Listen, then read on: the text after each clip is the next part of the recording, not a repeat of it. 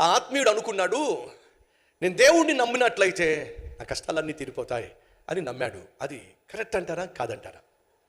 మాట్లాడరే. కరెక్టే అన్న వాళ్ళు చూపిస్తారా? దేవుణ్ణి నమ్ముకుంటే కష్టాలన్నీ తీరిపోతాయి అని నమ్మిన వాళ్ళు ఒకసారి చూపిస్తారా? Yes yes yes yes yes yes చెయ్యి స్పష్టంగా చూపించండి. వీళ్ళకి ఎవ్వరికి కష్టాలు లేవు. నిజం. వాళ్ళని అడగండి, మీ కష్టాలు కూడా తీర్చేస్తారు వాళ్ళు. దయచేసి వినండి. దేవుణ్ణి నమ్ముకుంటే మనకు కష్టాలు ఉండవు అని మనం అంటాం, కానీ నీతిమంతునికి కలుగు ఆపదలు ఏం చెప్పండి అనేకం. ఆత్మీయంగా జీవించినటువంటి యోసేపును చూడండి, ఎన్ని కష్టాలు పొందుకున్నాడో. సొంత అన్నయ్యలే ద్వేషించారు, దూషించారు, అసూయతో రగిలిపోయారు. ఆఖరికి 20 వెండి నాణేలకు అమ్మేశారండి. పనివాడిగా, పాలేరుగా, ఒక ఇంట్లో పనిచేసుకుంటున్నప్పుడు, యథార్థంగా, నీతిగా, పరిశుద్ధంగా ఉద్యోగం చేసుకుంటున్నప్పుడు కుదురుగా లేనటువంటి, కన్ను కుదురుగా లేనటువంటి, ఒళ్ళు కుదురుగా లేనటువంటి యజమానురాలు కన్ను వేసి, రా పాపం చేయి. పాపము చేయని పుణ్యానికి యోసేపు చెరసాల పాలయ్యాడండి. జైల్లో పెట్టేశారండి. కష్టాలు పడలేదా? కష్టాలు పడలేదా? నిన్ను నన్ను రక్షించడానికి పరలోకం నుండి విడిచిపెట్టి దేవునితో సమానంగా ఉండే భాగ్యాన్ని కూడా కాదనుకొని భూమి మీద యేసయ్య జన్మించినప్పుడు కనీసం జన్మించడానికి కూడా ఈ పాపిష్టి లోకం యేసయ్యకు కొంచెం చోటు కూడా ఇవ్వలేదండి. కష్టం కాదా? ఆఖరికి పశువులు చోటిచ్చినాయండి. ప్రపంచాన్నే పరిపాలించే మహా గొప్ప చక్రవర్తి భూమి మీద నిన్ను నన్ను మనలను రక్షించడానికి ఉదయిస్తే ఈ పాపిష్టి లోకం ఆయనకు కనీసం జన్మించడానికి కూడా చోటు ఇవ్వనప్పుడు పశువులు చోటిచ్చినాయి. తన ప్రియ కుమారుని యేసుక్రీస్తు అనగా ఏకైక దైవ కుమారుడు ఈ భూమి మీద జన్మిస్తున్నప్పుడు పాపిష్టి ప్రపంచమే ఆయన జన్మకు చోటు ఇవ్వనప్పుడు దేవుడు ఎంతగా తల్లడిల్లిపోయి ఉంటాడు. పశువుల పాకలో, పశువులు తొట్టెలో అరుండ పెట్టబడ్డం ఎంత దుఃఖంతో కూడింది ఒకసారి ఆలోచించండి. యేసయ్య సువార్త ప్రకటిస్తుంటే అడ్డగించారు.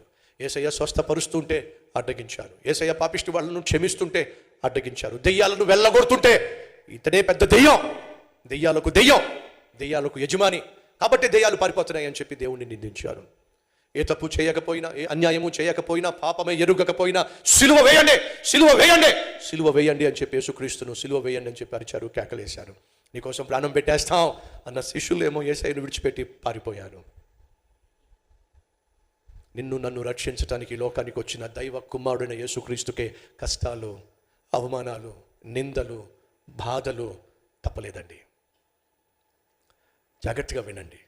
ఆత్మీయుడు అంటున్నాడు, అనుకున్నాడు, నేను దేవుణ్ణి నమ్ముకుంటే నాకున్న కష్టాలన్నీ తీరిపోతాయి అనుకున్నాడు. దేవుణ్ణి నమ్ముకున్న తర్వాత తనకు అర్థమైంది ఏమిటంటే ఎక్కడ లేని కష్టాలన్నీ చెప్పండి వచ్చిపండి. మీలో కొంతమంది ఏమంటారు తెలుసా? బాప్తిజం తీసుకోవాలి నాకు ఆశ ఉంది, కానీ బ్రదర్ ఎందుకు తీసుకోవటం లేదంటే బాప్తిజం తీసుకుంటే కష్టాలు వస్తాయంట కదా. నా మాట అర్థమవుతుంది మీకు? బాప్తిజం తీసుకుంటే కష్టాలు వస్తాయంట కదా, బాప్తిజం తీసుకుంటే శ్రమలు వస్తాయంట కదా, ప్రభువుని నమ్ముకుంటే కష్టాలు వస్తాయంట కదా, పిల్లలకు పెళ్ళిళ్ళు కావంట కదా. ఉన్నారు ఈరోజు మన మధ్య ఎవరైనా అలాంటి వాళ్ళు? దయచేసి వినండి. యేసుక్రీస్తుని మనం నమ్ముకున్నట్లయితే కష్టాలు తీరిపోవు. పైపెచ్చు అప్పటి వరకు మనకు స్నేహితుడుగా ఉన్నటువంటి సైతానుగాడు ఎప్పుడైతే మనం యేసయ్యను నమ్మామో వాడికి మనం శత్రువుగా తయారయ్యాం. కాబట్టి సైతాన్ ఏం చేస్తాడు? యేసును నమ్ముకున్నందుకు ఎక్కడ లేని కష్టాలు తీసుకొస్తాడు, ఎక్కడ లేని శ్రమలు తీసుకొస్తాడు.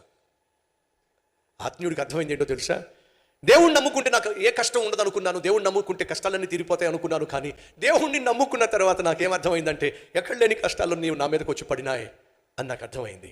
ఈరోజు ఎవరైనా మన మధ్య ఉన్నారా? దేవుణ్ణి నమ్ముకున్న తర్వాత నా జీవితంలో చాలా కష్టాలు, నా కుటుంబంలో చాలా కష్టాలు, ఎప్పుడు అనారోగ్యం ఎరగను నేను, కానీ ఎందుకో సడన్గా అనారోగ్యం పాలయ్యాను. ఆర్థికంగా ఎప్పుడు మేము సమస్యల గుండా వెళ్ళలేదు, కానీ ఎందుకో మా జీవితంలో చిల్లి గవ్వలేనటువంటి పరిస్థితి దాపరించింది. నా బిడ్డలు బాగా చదువుకునేవాళ్ళు, కానీ ఎందుకో సడన్గా ఈ మధ్య చదువులో వెనకబడిపోతూ ఉన్నారు. ఈరోజు మన మధ్య ఎవరైనా ఉన్నారా? దేవుణ్ణి నమ్ముకున్న తర్వాత మా జీవితంలో కష్టాలు పెరిగినాయి, కష్టాలు పెరుగుతున్నాయి. అటు ఆత్మీయంగా, ఆర్థికంగా, ఆరోగ్యపరంగా అనేక విషయాల్లో ఎందుకో సవాలులు ఎదుర్కోవాల్సి వస్తుంది.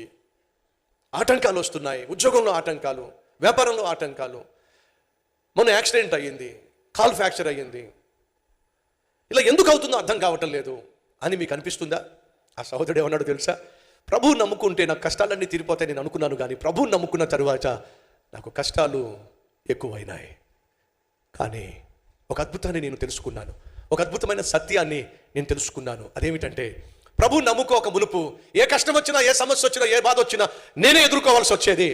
యేసుక్రీస్తు నమ్ముకున్న తర్వాత ఎన్ని కష్టాలు వచ్చినా నేను ఒంటరిగా ఎదుర్కోవాల్సిన అవసరం లేదని, నాకు దేవుడు తోడుగా ఉన్నాడని, ఆయనే నాకు విజయాన్ని ఇస్తాడని, నా తరఫున చెప్పండి పోరాడతాడని, నాకు విజయాన్ని ఇస్తాడని అద్భుతాన్ని నేను తెలుసుకున్నా. ఈరోజు కష్టాల గుండా వెళుతున్నావా? ఆ కష్టము దేవునికి చెప్పకుండా మాత్రం రాలా. అర్థమైందా నేను అన్నమాట? మీకు ఏమైనా మీరు ఈరోజు ఎదుర్కొంటున్న కష్టము అదేదైనా సరే దేవునికి చెప్పే నీ దగ్గరికి వచ్చింది అంటే అర్థం తెలుసా? దేవుడు పర్మిషన్ ఇవ్వకుండా, దేవుడు అనుమతించకుండా నీ జీవితంలో ఏ కష్టము కూడా నీ దగ్గరికి రాదో. ఎందుకంటే బైబిల్ సెలవిస్తుంది, దేవుని సెలవు లేకుండా మీ తలపైన ఉన్న ఒక వెంట్రుక కూడా మీరు పీక్కుంటే తప్ప. భర్త మీద కోపం వచ్చో, భార్య మీద కోపం వచ్చో, ఎవరి మీద కోపం వచ్చో జుట్టు గట్టిగా పట్టుకుని పీక్కుంటే రాళ్ళకేమవుతుంది చెప్పండి. అంటే అర్థం ఏమిటంటే దేవుడు మీ తలపైన ఉన్న వెంట్రుకలను కూడా ఏం చేశాడట? లెక్క పెట్టాడు. వీళ్ళు ఎంతమంది నమ్ముతున్నారు దేవుడు మనల్ని ప్రాణంగా ప్రేమిస్తున్నాడు? నమ్మిన వాళ్ళు చూపిస్తారా? ఆయన మీ తల వెంట్రుకలను లెక్క పెట్టాడు. అమ్మ భార్యలు ఆగండి. అమ్మ చెల్లెళ్ళు, సహోదరులు, మీ భర్త మిమ్మల్ని ప్రేమిస్తున్నాడా? ఇంటికి వెళ్ళిన తర్వాత మీ తల తీసుకెళ్ళి ఒళ్ళో పెట్టండి, కౌంట్ చేయి, లెక్క పెట్టు. ఎంత ప్రేమించిన భర్త నీ వెంట్రుకలు లెక్క పెట్టలేడు, కానీ నా ప్రభువు ప్రతి వెంట్రుక లెక్క పెట్టున్నాడు. అర్థం ఏమిటయ్యా అంటే అంతగా నిన్ను చెప్పండి ప్రేమిస్తున్నాడు. మర్చిపోకండి, ఆ ప్రేమించే దేవుడు నీకు తోడుగా ఉన్నట్లయితే నీ సమస్య నువ్వు ఒక్కడివే ఎదుర్కోవాల్సిన అవసరము లేదు. నీతో పాటు ఆయన కూడా ఆ సమస్యలో పాల్పంచుకొని నీతో పాటు ఆ సమస్యను ఎదుర్కొంటాడు. ఈనాటి వరకు నా దేవుడు ఎప్పుడు ఓడిపోలేదు. ఆయన నీకు తోడుగా ఉన్నట్లయితే నువ్వు ఓడిపోయే ప్రసక్తి లేనే లేదో. ఈ విషయాన్ని, వాస్తవాన్ని మర్చిపోకండి.